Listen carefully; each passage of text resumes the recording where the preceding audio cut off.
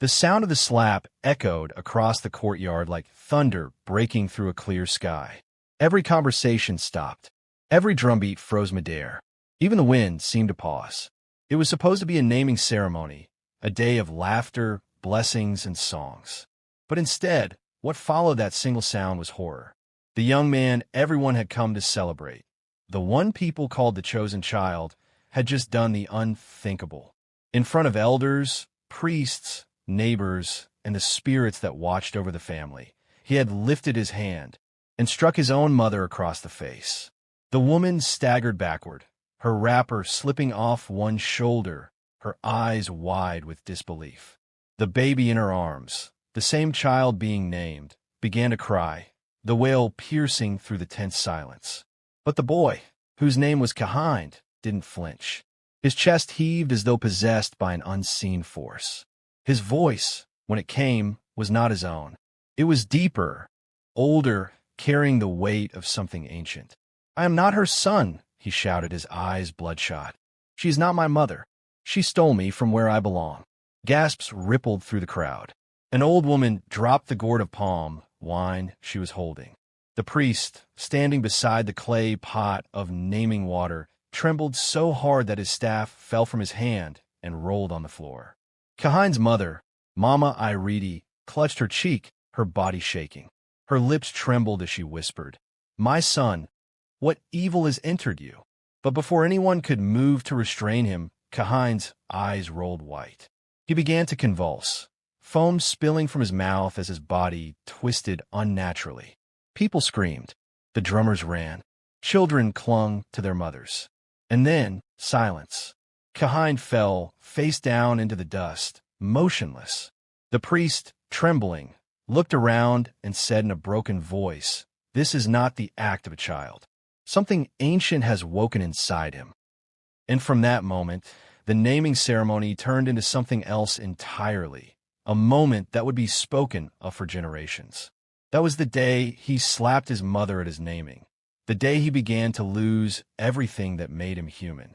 But how did it all begin? What kind of curse or sin could make a boy raise his hand against the woman who carried him? To understand that, we must go back, long before the day of the naming, to when Mama Iridi first heard the voice that changed her life. It had been 10 years earlier, in the little town of Odin, a town caught between the edge of modern Lagos and the forgotten hands of tradition.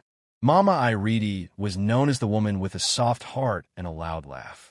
She sold roasted plantain and groundnuts near the bus park.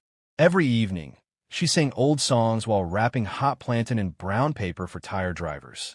She had everything she needed, except one thing: a child. Her marriage had crumbled years before, leaving her alone in her small room behind the shop.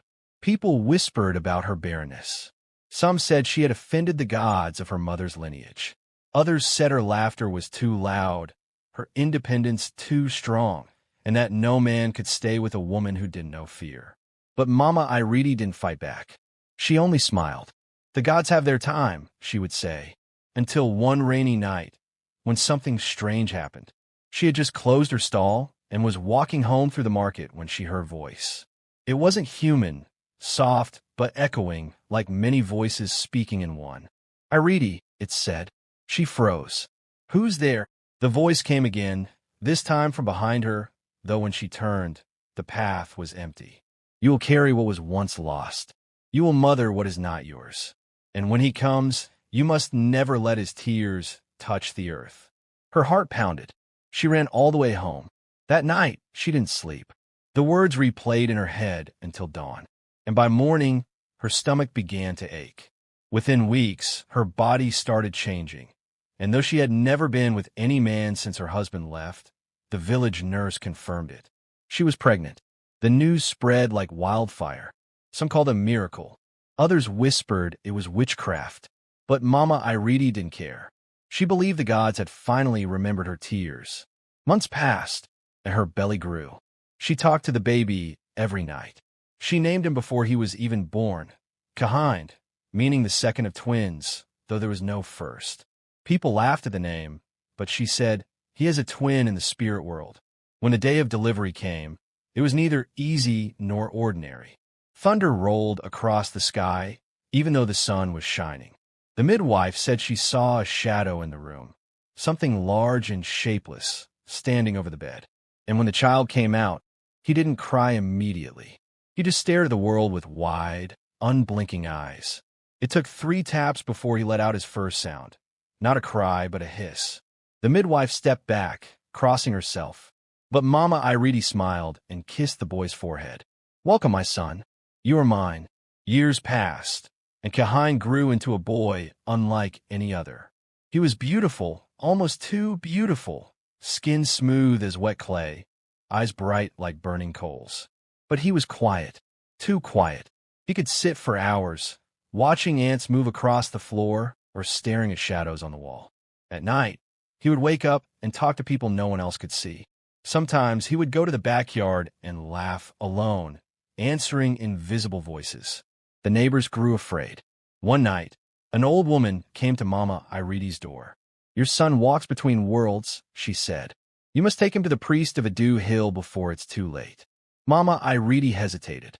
She believed in God and church. She didn't want to be seen going to shrines. But the boy's behavior worsened. By his 3rd birthday, strange things began to happen around the house. Pots fell by themselves. Animals refused to come near him. And when he laughed, people swore they heard another laugh beneath it, an older, darker one. Still, Mama Iridi loved him. She told herself it was just childhood mischief. Until the morning of the naming ceremony, when Kahin, now a young man of 20, returned from the city to name his own newborn son. Everything was fine at first. The drummers played, the air was full of joy, and neighbors gathered to witness the celebration of new life. But when the priest called Mama Iridi forward to bless her grandchild, she smiled, tears of pride streaming down her face. She stretched her hand toward the baby, and suddenly, Kahin's entire body went stiff. He glared at her as though she was a stranger. His lips quivered, and then he shouted words no one understood. And before anyone could stop him, the hand that once held his mother's breast in innocence rose in fury, and he struck her. The slap was not just a slap. It was a key, unlocking what had been sealed for 20 years. From the ground where Mama Iridi fell, the dust moved as though alive. The wind screamed through the trees, and an ancient voice whispered, "It begins again." Kahin's eyes turned black. His breath grew shallow. He dropped to the floor, lifeless, but his shadow stood behind him, moving on its own. People screamed and fled. The priest fell to his knees. "He is no longer human," he whispered. "Whatever he carried since birth has woken."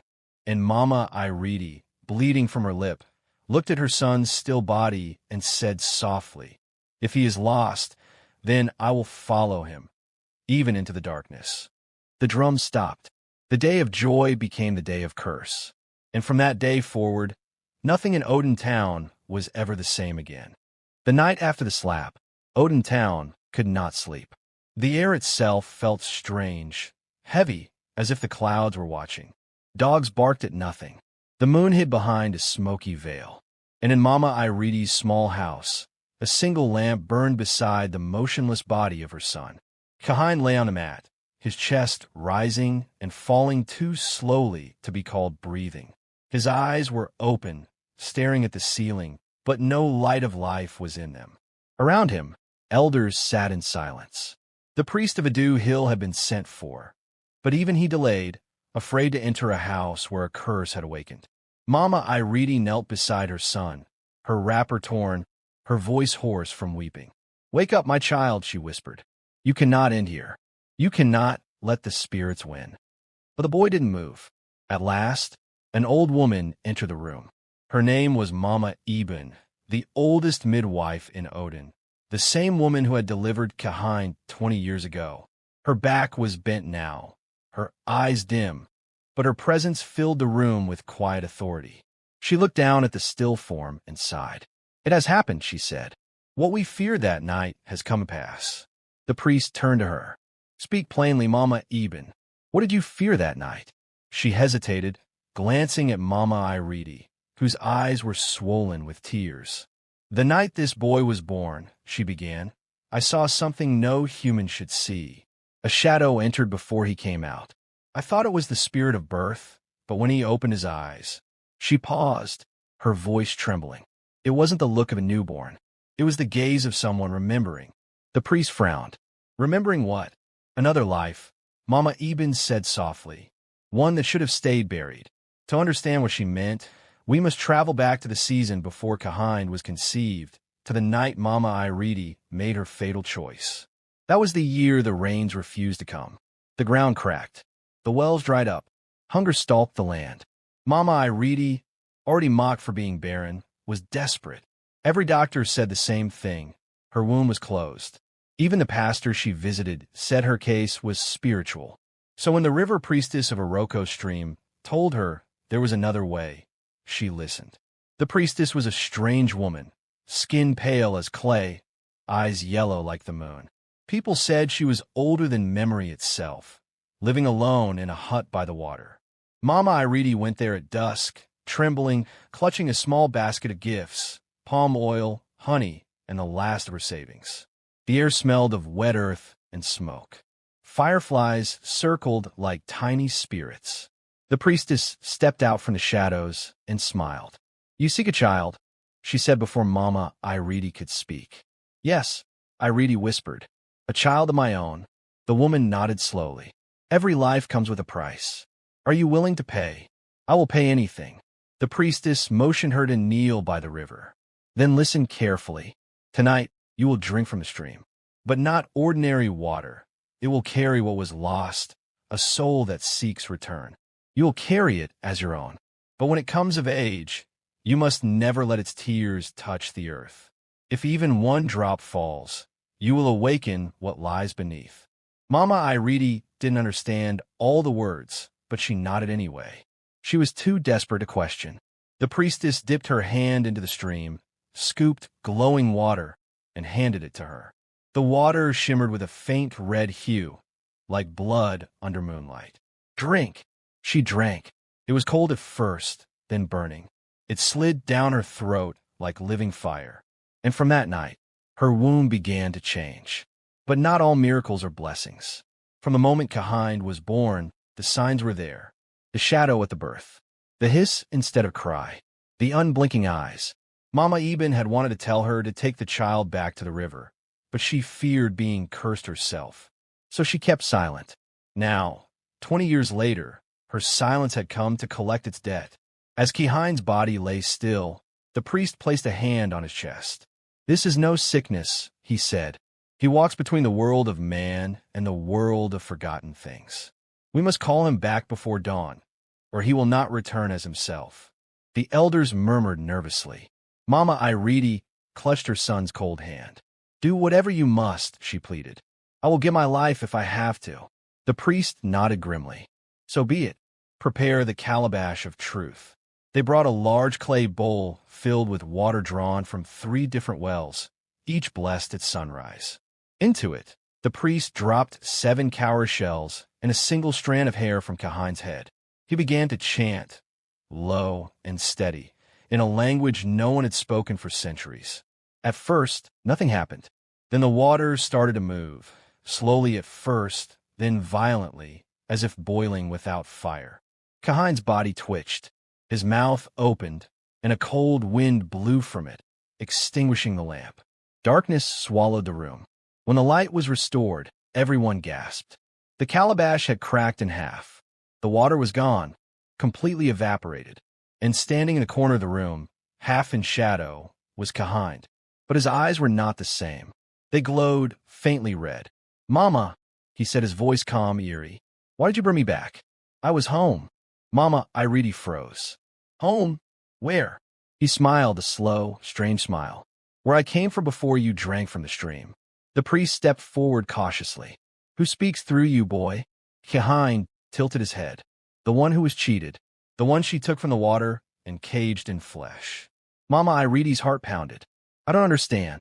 Oh, but you do, Kahind said softly. You made a promise, remember? Never let my tears touch the earth.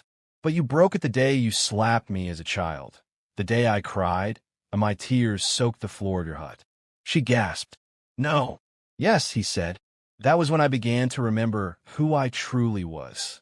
The priest raised his staff, muttering prayers, but Kahind only laughed, a sound that made the walls tremble.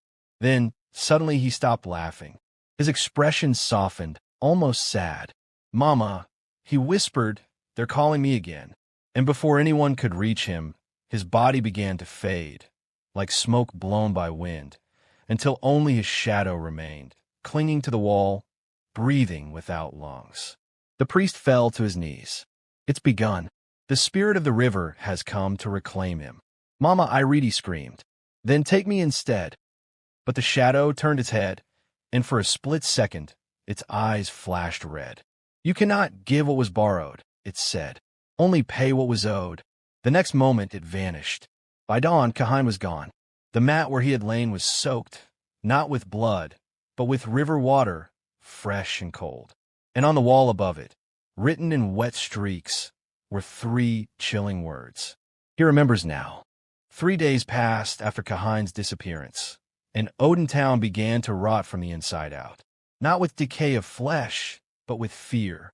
The river that once flowed gently by the eastern edge of town had turned thick and dark like oil. Fish floated belly up. Goats that drank from it died before the sun rose. Every well, every stream, every pot of water in Odin began to smell faintly of blood. And when people tried to fetch water, the surface rippled, though there was no wind, and whispers came from beneath, calling a name no one dared repeat aloud. Kahind. By the 4th day, the priest of Adu Hill gathered the elders in the square. His eyes were sunken, his lips cracked from sleepless nights. "This is no longer about one family," he said gravely. "The river remembers its debt. A promise was broken, and the debt now belongs to us all." The crowd murmured. One of the men shouted, "But it was Mama Iridi who offended the spirits. Let her bear it alone." The priest shook his head.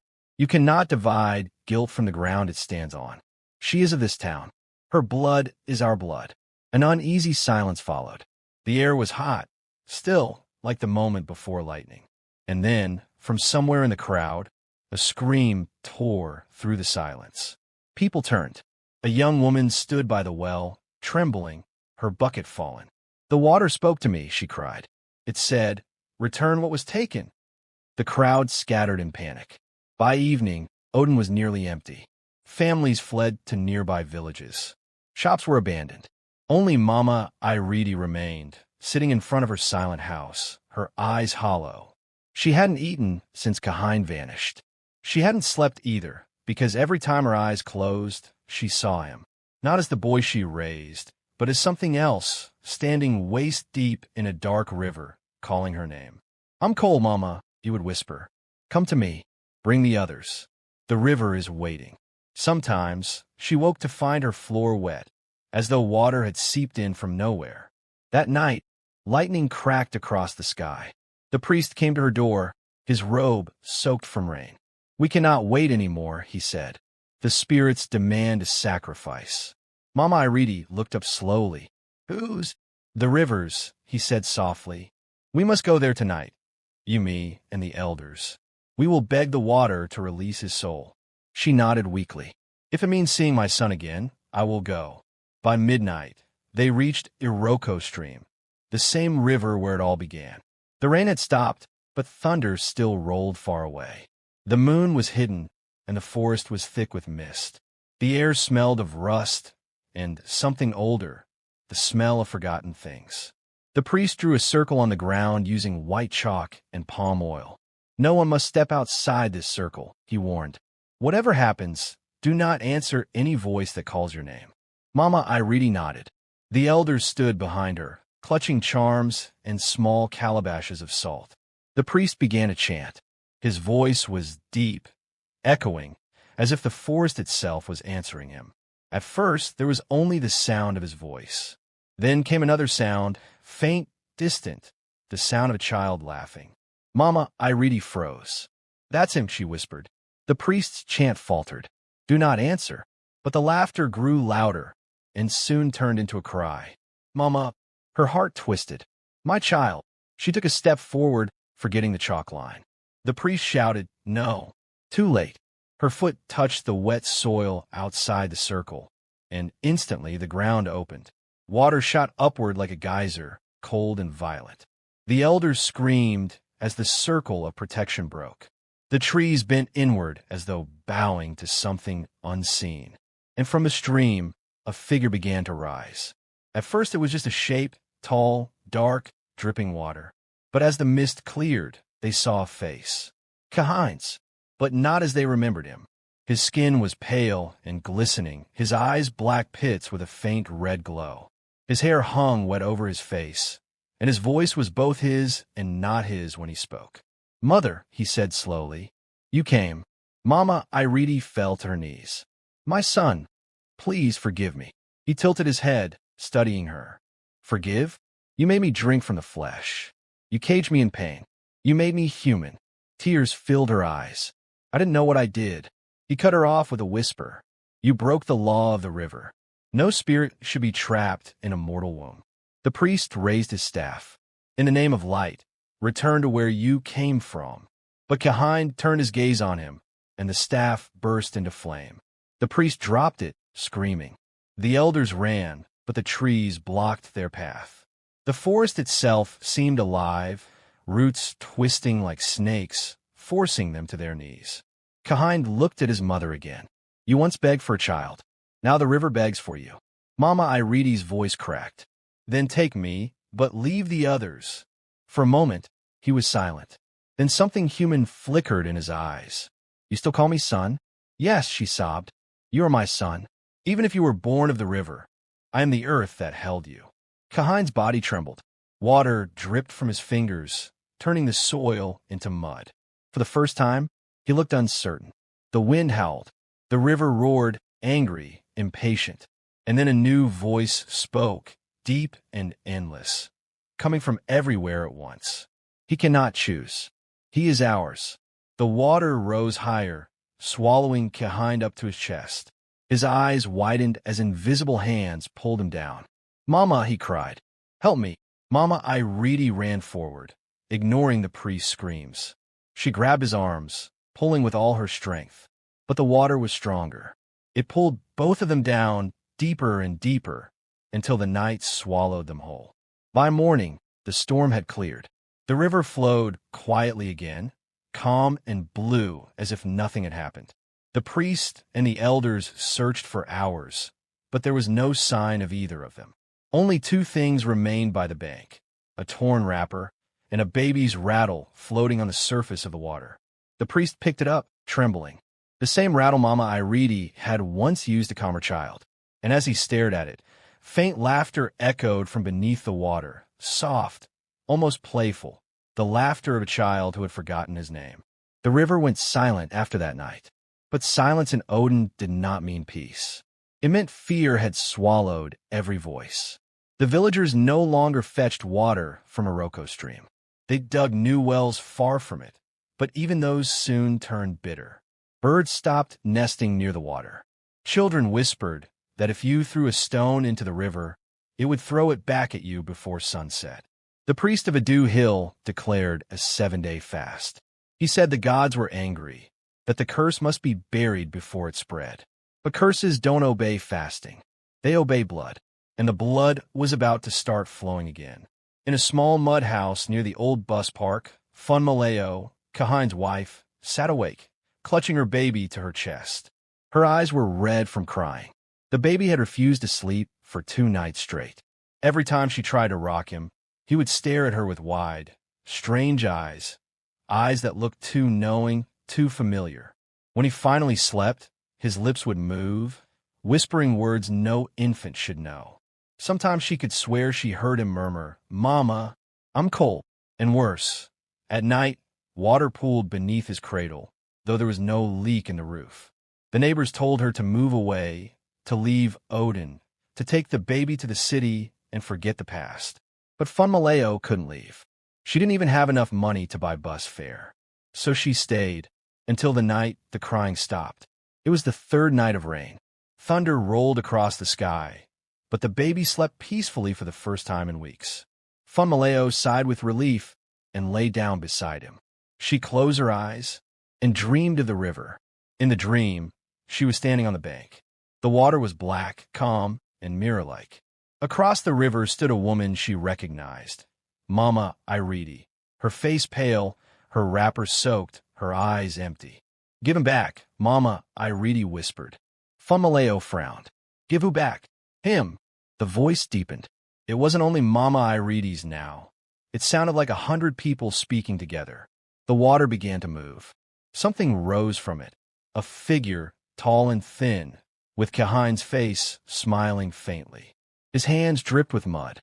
Before she could run, he whispered, "He's mine, Funmi. You know he is." She woke up screaming. The baby was gone. The cradle was empty, except for one thing.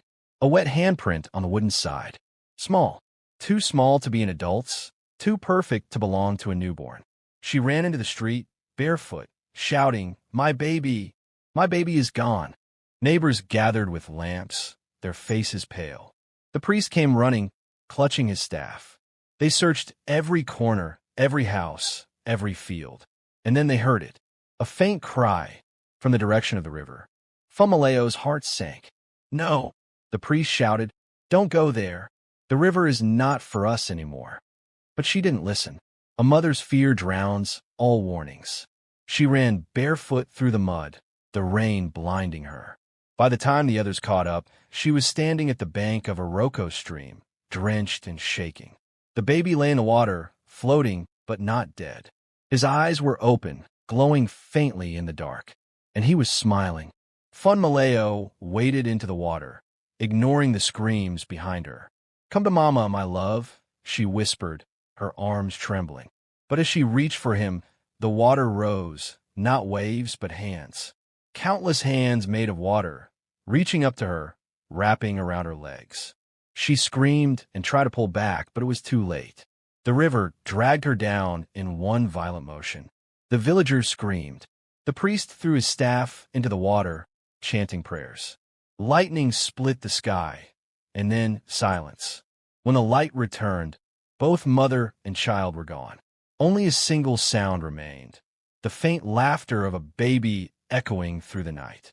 The next morning, no one in Odin spoke. The priest ordered the town sealed for 7 days. He forbade anyone from mentioning Kahine's name aloud. But fear makes tongues restless.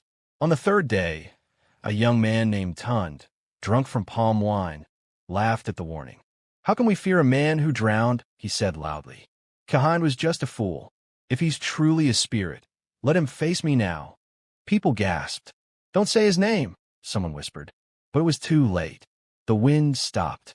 The air grew cold. Tund's laughter froze on his lips as something heavy settled on the night. The lantern beside him flickered, then went out. "Who spoke my name?" a voice asked. It came from nowhere and everywhere. Deep, wet, full of echo. Tund dropped his cup. His breath quickened. "Who's there?" Then he felt it, cold fingers brushing his neck. He turned. Nothing. He ran. The ground beneath him turned slick like mud. He slipped, fell, and the next scream was not his. People found him the next morning by the edge of the stream, his body dry as bone, every drop of moisture gone. In his hand was a single cowrie shell. The priest looked at it and whispered, "He has marked the beginning. The river will take one each time his name is spoken." From that day, Odin fell into complete silence. People stopped greeting one another. Children were taught never to mention the name that cursed their town. The river flowed quietly again, pretending to sleep. But at night, the villagers swore they heard a baby's giggle drifting across the water, and sometimes in the faint moonlight, a woman's shadow rocking a cradle made of bones. Before the story continues, if you've been drawn in by the mystery of Odin and the curse that began with a single slap, don't forget to subscribe for more tales like this. And tell me in the comments, what would you have done if the child you loved began to show signs of something not human? Also, drop your country or city in the comments. Let's see where our viewers are watching from tonight. Odin woke that morning under a red dawn. The sky burned like blood, and every bird had fled the forest. People whispered that even the wind refused to enter the town. The priest of Adu Hill knew what it meant. The river was no longer sleeping. He had tried prayer. He had tried silence. He had buried charms at every crossroad. But the river wanted more. It wanted balance. So the priest did something forbidden. He decided to summon the ancient spirit of Oba-Iwa, the keeper of justice between the living and the dead. Only one who carried no sin could call him. And the priest knew he was not clean. But desperation makes the heart foolish. At midnight, he gathered 12 elders in the courtyard of the old shrine. Each carried a bowl of clean water, the last water drawn from their homes before the curse poisoned the wells. They formed a circle, and the priest stood in the center, his robe streaked with ash. "If this works," he said quietly, "the spirit will demand a truth from each of us. If it fails, the river will claim us before dawn." No one spoke. He began the incantation, low, rhythmic, older than the town itself. The ground trembled. The air grew heavy, and a faint humming rose from the earth. Then the water in the bowls began to move. Each bowl rippled, spinning faster and faster until the liquid lifted into the air, forming 12 floating spheres. The priest raised his staff. "Oba-Iwa, guardian of order, come and judge between us and the river." For a moment, nothing happened. Then the wind turned cold, and a figure appeared inside the circle. It was neither man nor woman, tall, robed in light and shadow, eyes like burning glass. Its voice echoed through every wall and heart. "Why have you disturbed the balance?" The priest fell to his knees. "The river has turned against us. A child born of water has risen to curse the living. Help us restore peace." The spirit looked down at him, unblinking. "You speak of the one who struck his mother, the child who was never meant to walk the earth." "Yes," the priest whispered. "He and his mother are gone, but the curse remains." The spirit tilted its head. "Gone." It laughed, a hollow, echoing laugh that made the air shake. "Nothing born of the river truly dies. You do not see him because he walks through your shadows." The priest's face turned pale. "Then what must we do?" "Undo what she did," the spirit said. "Return the debt." "But how?" The spirit raised its hand, and one of the floating water spheres hardened into glass.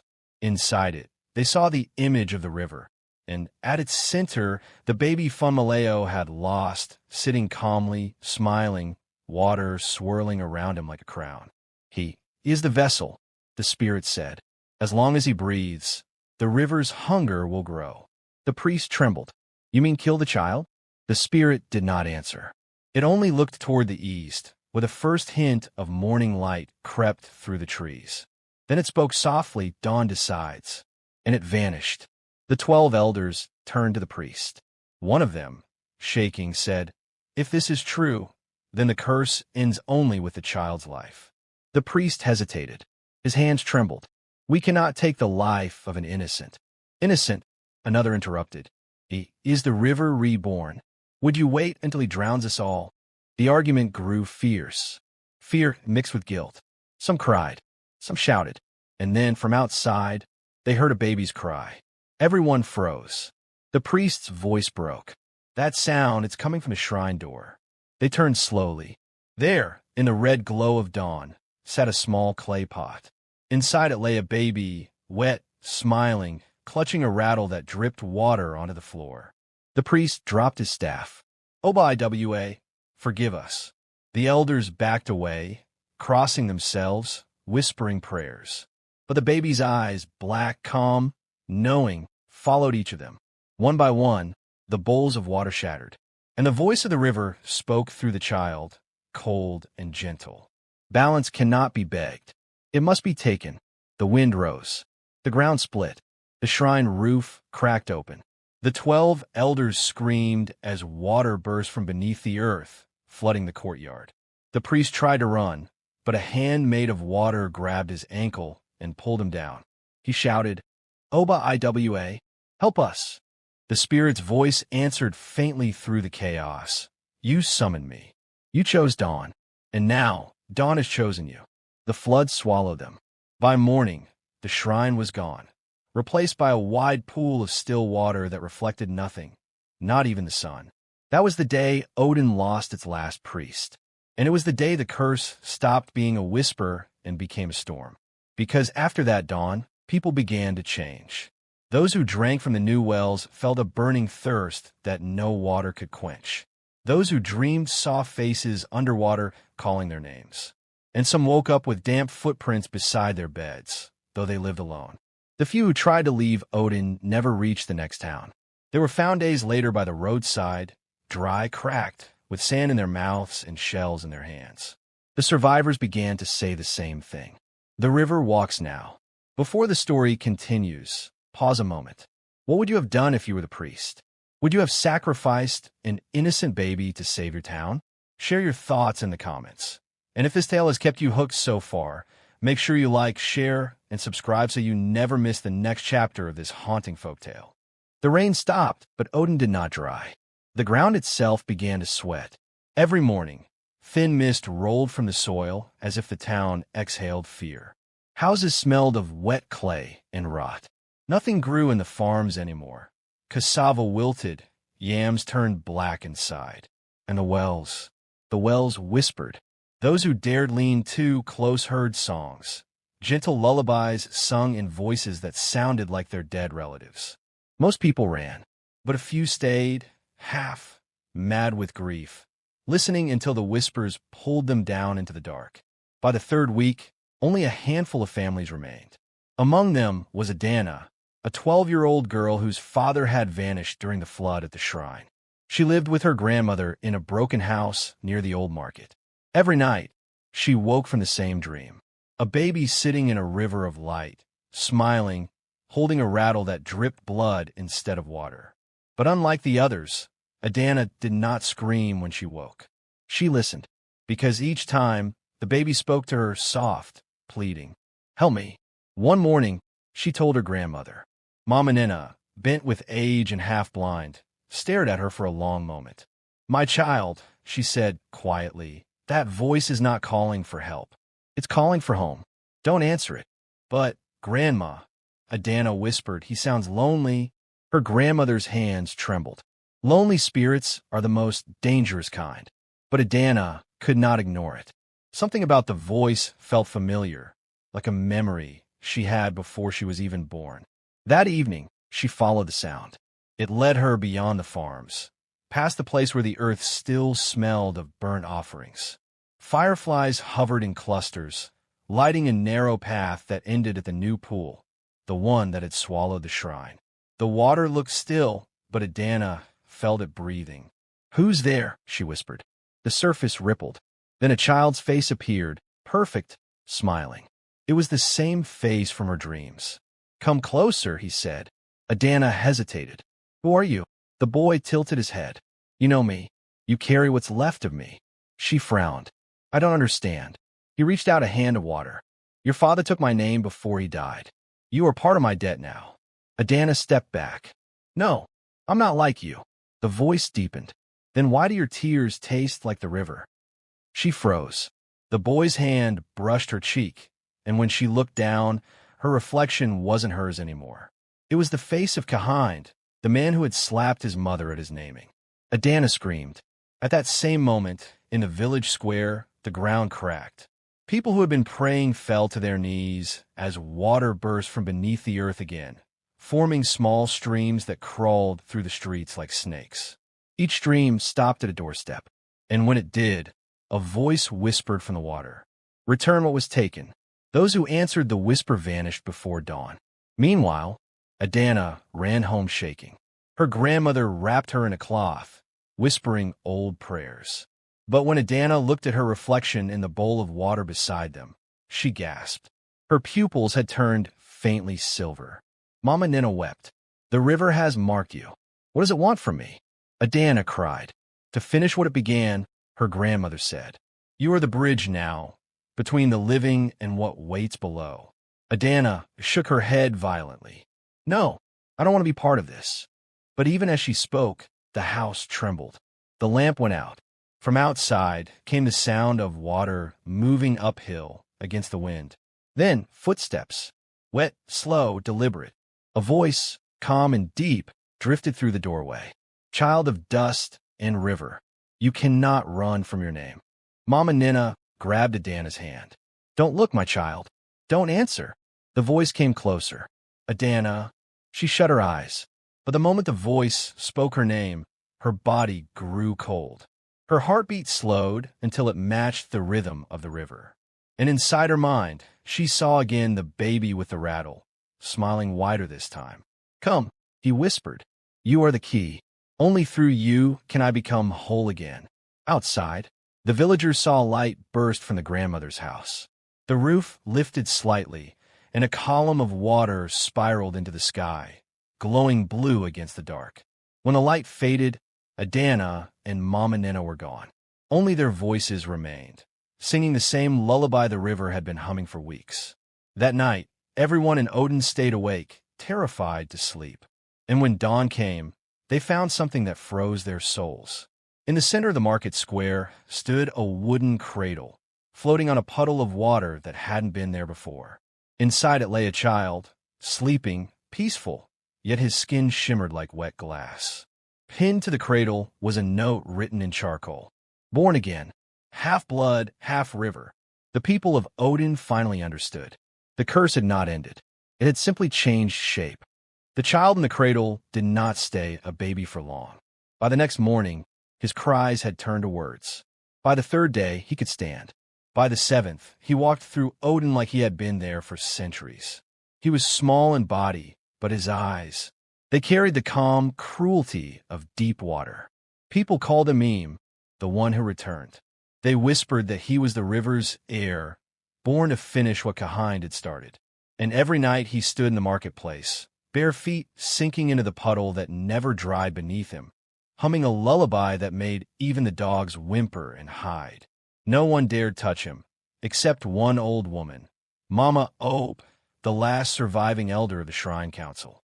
She hobbled toward him with her walking stick, muttering prayers. "Child," she said softly, "what are you?" Im smiled, his teeth too white against the mud. "I am what happens when men forget promises."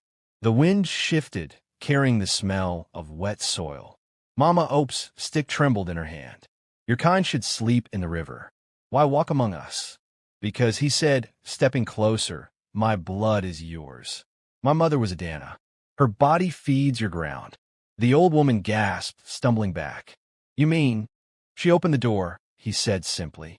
"And now the river will pass through me."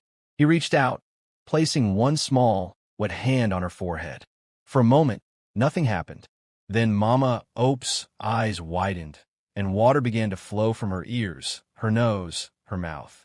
Her scream drowned before it could escape.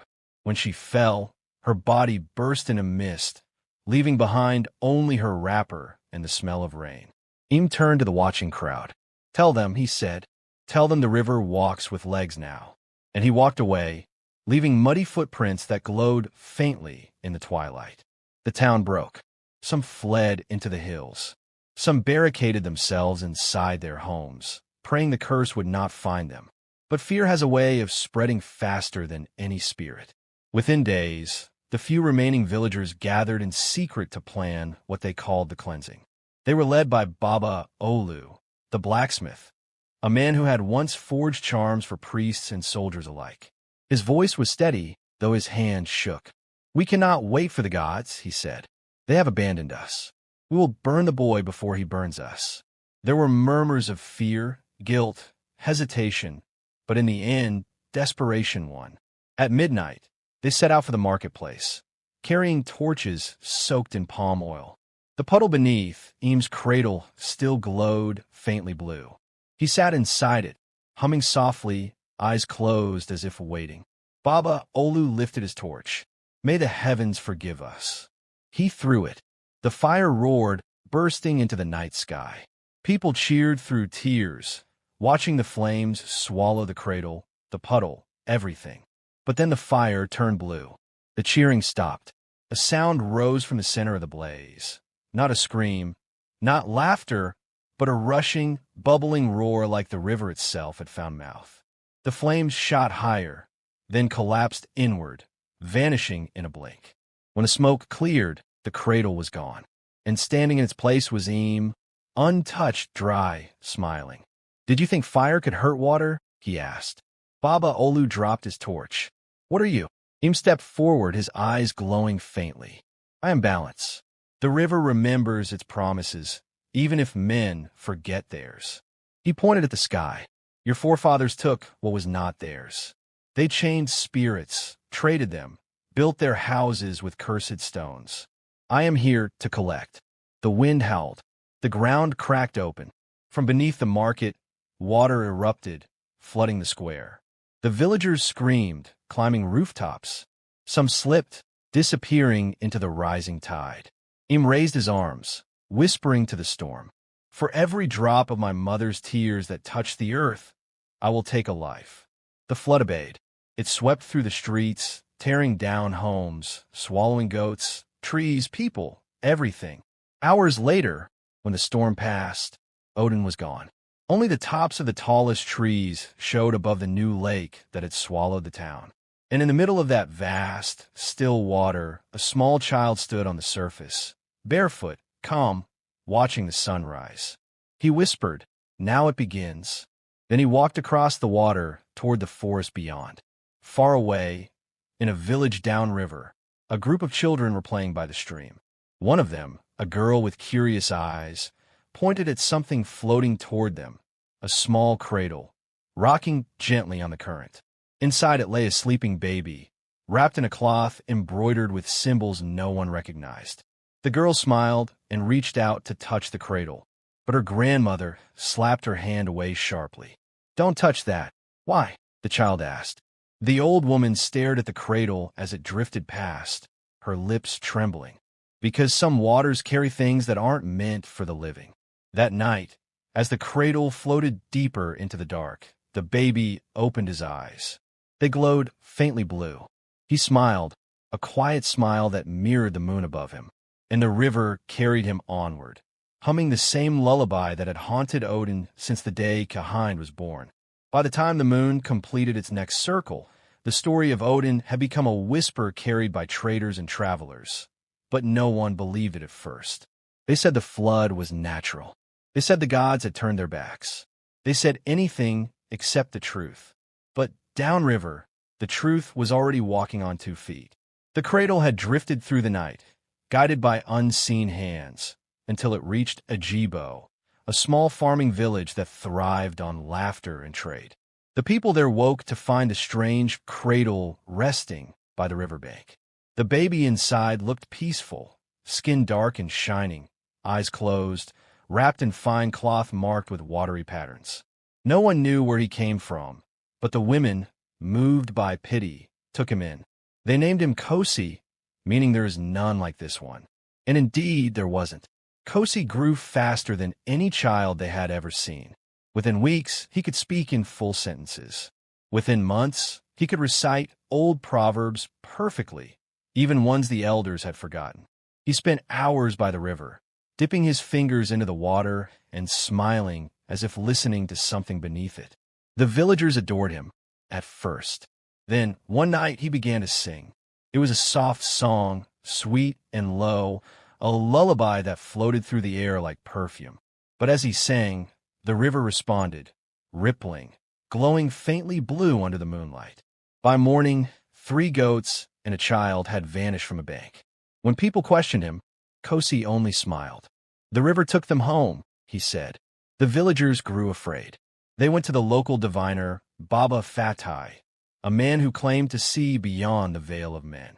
He spread his cowries on the ground, muttered incantations, then stared into nothing for a long time. When he spoke, his voice trembled. "This child," he whispered, "is no child of woman. He carries the memory of water. If he sings again, Ajibo will drown." But even as he said those words, the faint sound of humming drifted through the open window. Far from Ajibo, a wandering storyteller named Okonjo sat by a roadside fire. He had been walking for weeks, collecting tales and trading words for food. He was known across the land as the keeper of echoes, a man who knew every legend by heart. But when he stopped in a small inn near the river that night, he heard something that made his skin crawl. 2 fishermen were arguing, their voices low but urgent. "I tell you, brother, the river is moving again. It swallowed a whole village called Odin." "Odin?" Okonjo asked, leaning forward. "Where is that?" The fishermen looked at each other. "Gone," one said simply. "All that's left is water, and a child who walks on it." Okonjo's heart froze. He had heard this story before, not in this lifetime, but in the old songs. He left the inn before dawn and followed the river downstream. When he reached Ajibo, the air was heavy. The village was quiet, too quiet, like it was holding its breath. He asked a woman where everyone was, and she pointed toward the square. In the center stood Kosi, surrounded by the villagers. His eyes were glowing faintly, and water streamed from his feet. The crowd kept their distance, murmuring prayers. Okonjo pushed forward slowly. "Child," he said softly, "who are you?" Kosi turned his gaze toward him, and in that moment, the storyteller saw not a child, but generations of pain behind those eyes. "I'm not who," Kosi said. "I'm what was promised." "What promise?" Okonjo asked. Kosi's voice changed, becoming layered, as if many spoke at once. The promise made at the naming. The slap that broke the bond. The tears that fell to earth. Balance must return. Okonjo's blood ran cold. He knew the tale now. The cursed town. The mother who drank from the stream. The son who struck her. He whispered, "You're the river's heir." Kosi nodded. "And you're the echo. You carry stories, but do you ever ask where they come from?" Before Okonjo could answer, the sky darkened. Thunder rolled, though there was no storm. The river beside the village began to rise. Inch by inch, like something beneath, it was breathing harder. The villagers screamed and fled. Kosi walked toward the water, singing again, that same haunting lullaby. Each note pulled the river higher. Okonjo ran to him, shouting, "Stop! If you do this, everyone here will die." Kosi looked up, and for a brief moment, his face softened. They forgot the old ways. "I'm only the memory that remains." "Then let me tell your story," Okonjo pleaded. "Let me carry it so others remember, without blood, without water. Please." The boy tilted his head, curious. "You would bear my curse." Okonjo swallowed hard. "If it saves them." Kosi studied him for a long moment, then smiled, sad and knowing. "So be it." He reached out and touched Okonjo's chest. The storyteller gasped as cold fire filled his lungs. Visions flooded his mind. The slap, the flood, the generations of cries buried beneath the river. When he opened his eyes, Kosi was gone. The river had gone still again. The village was safe.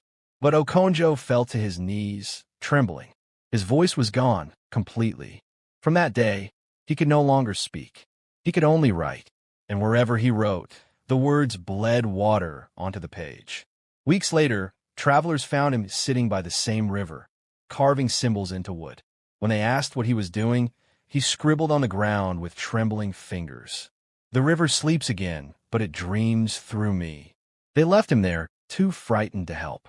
That night, as the moon rose, Okonjo lifted his eyes to the water.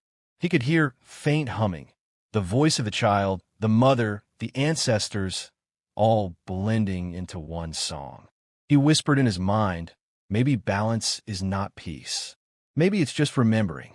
And the river whispered back, "You understand at last." Before this chapter closes, if this story has carried you deep into its mystery, remember, stories like these live through your voices. So, pause for a moment. Would you have taken the curse upon yourself like Okonjo did, or let the river drown the innocent? Share your answer in the comments, and don't forget to subscribe, like, and share to keep these tales alive. Also, tell us where you're watching from. Let's see how far the river's story has traveled. When dawn rose over Ajibo, the river looked calm again, as though nothing had ever happened. But calm water is the most dangerous kind. Some villagers said the child, Kosi, had never existed. Others swore they saw him vanish into the mist with the wandering storyteller, Okonjo. They wanted to believe it was over. They wanted to forget. But forgetting was exactly how the curse began. Okonjo wandered for many days, moving from village to village, silent and hollow-eyed. He carried a leather bag filled with folded papers, his stories, his confessions, his nightmares. At night, he would sit by a fire, dip a reed into water, and write with trembling hands. But the moment his words touched the page, the ink bled blue, spreading like veins across the parchment. Each story he wrote ended the same way. The river sleeps, but it remembers. One day, he arrived at Idera, a town known for its scholars and storytellers. They welcomed him warmly, not knowing who he was or what followed him. The head scribe, Baba Akin, admired Okonjo's trembling hands and the strange glow of his papers. "These stories are powerful," he said. "May we copy them for our library?" Okonjo wanted to speak, to warn him, but no sound came. So he nodded, and that nod changed everything. Within a week, the scribes of Idera had copied dozens of Okonjo's stories, sealing them into scrolls, reading them aloud to students, travelers, and children. Each time someone read the words, the air grew damp. The floors of the library glistened like morning dew. And from somewhere deep underground, faint humming could be heard, a soft lullaby that no one recognized. The river was listening. By the third week, wells in Idera began to overflow even though there had been no rain. Water trickled from walls, from trees, even from the eyes of the stone statues in the town square. The people laughed at first, calling it a blessing. But soon the laughter turned to screams. The water thickened, turning black. Those who touched it said it whispered their names. Then, one night, the scrolls themselves began to drip. Baba Akin woke to find his desk soaked. The words on Okonjo's pages shimmered, rearranging themselves into sentences he hadn't written. The echo carries the curse. Those who tell the story will live it. He dropped the paper in fear.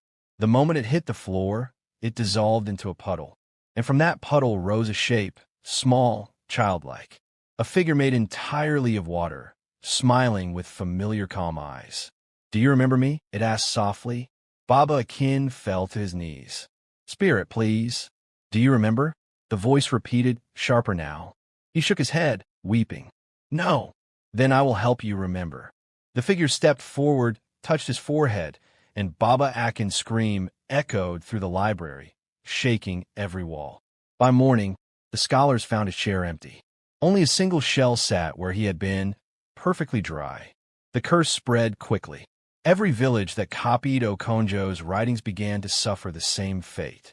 Wells flooding, crops drowning, children dreaming of a boy with glowing eyes calling from the water. Some burned the scrolls, but the smoke carried the words into the air.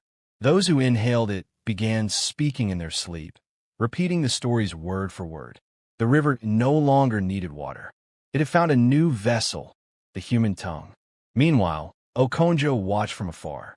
He stayed in a cave by the riverbank, writing on the walls with ash and mud, trying to trap the curse before it reached more people. He hadn't eaten for days. His hands shook constantly. When he tried to drink from his gourd, the water inside whispered back at him, "Storyteller, you open the door." He threw it against the rock, shouting silently, tears running down his face. Then he saw something in the reflection of the puddle, the face of Kosi, smiling. "You did well." Kosi's voice echoed in his mind. Now the story is everywhere. Okonjo's chest tightened. "No, I tried to save them." "You did," Kosi said calmly. "You saved them from forgetting." The storyteller's body trembled. "You turned memory into plague." "Plague," the spirit said softly. "No, I turned memory into truth." Okonjo clutched his head. "Make it stop." The voice laughed gently. "When men stop killing rivers, when mothers stop silencing sons, when promises stop breaking, then the water will rest. Until then, we remember." The reflection faded, leaving only ripples. Okonjo sank to his knees, sobbing silently. Then he dipped his hand into the water and began to write again. Not on paper this time, but on the stone floor itself. Each line glowed faintly as he carved it. If you read these words, the story knows you. If you speak them aloud, the river hears your breath. Remember, or be remembered. When the final line was written, Okonjo closed his eyes and let the water take him. His body vanished beneath the surface, leaving behind only the echo of his last thought. Maybe this is how all stories end, not with peace, but with remembrance. Days later, travelers passing Idera saw something strange. The entire town was silent.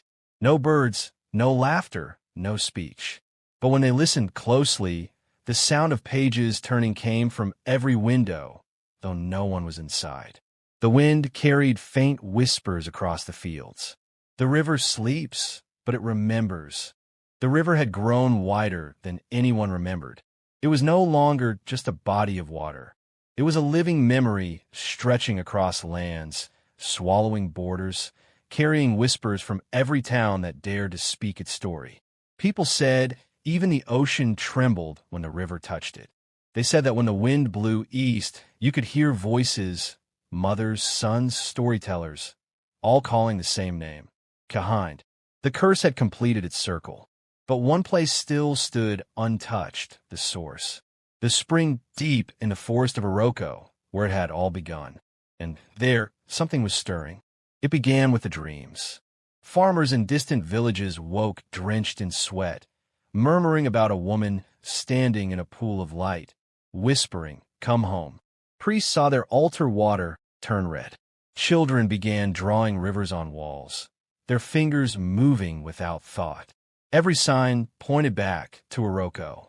So the elders of the surviving towns gathered one last time, men and women from places that had lost too much to silence. Among them was Abony, a young woman whose mother had vanished in the floods of Ajibo. She had been only a child when she watched her home sink beneath the water. Now she was grown, fierce, unbroken, carrying a necklace made from the shells of those lost to the curse. "I will go," she said. The elders protested. "The river spares no one." But Abony only smiled.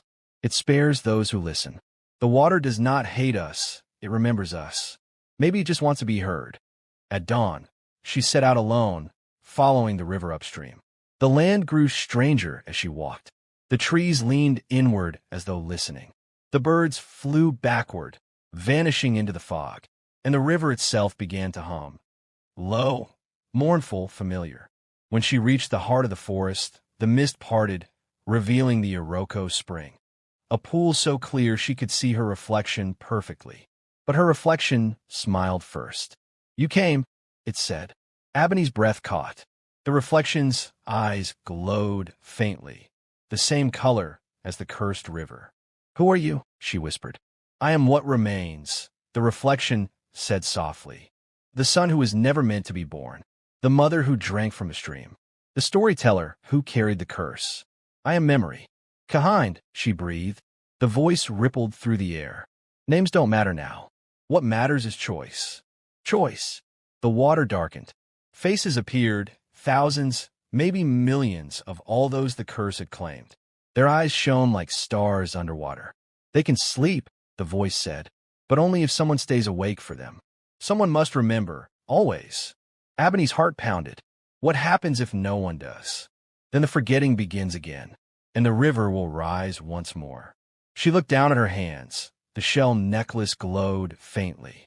Each shell held a faint pulse like a heartbeat. She understood. "If I stay," she said slowly, "the others will be free?" "Yes," the voice whispered, "but you will not be human anymore. You will become the keeper, the bridge between memory and forgetting." Abony closed her eyes. For the first time in her life, she felt no fear, only peace. "Then let me stay." The spring shimmered. The ground trembled gently. The water rose around her, swirling like silk, wrapping her body in cool embrace. And as it touched her lips, she whispered, "Sleep, all of you. I will remember." The water pulled her in, slow, tender, endless. When the ripples settled, the pool became still again, and the forest fell silent. Years passed. The floods receded. The rivers returned to their banks. People rebuilt their towns, forgetting the horror that had once haunted them. Children played by the water again. Women sang while washing clothes. The world healed, or pretended to.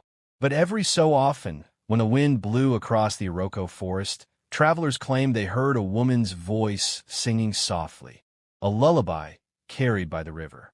And if you listened closely, you could hear the words. "The river sleeps, but it remembers. When you drink, whisper thanks. When you cry, hide your tears from the earth. For all water remembers the hand that spilled it."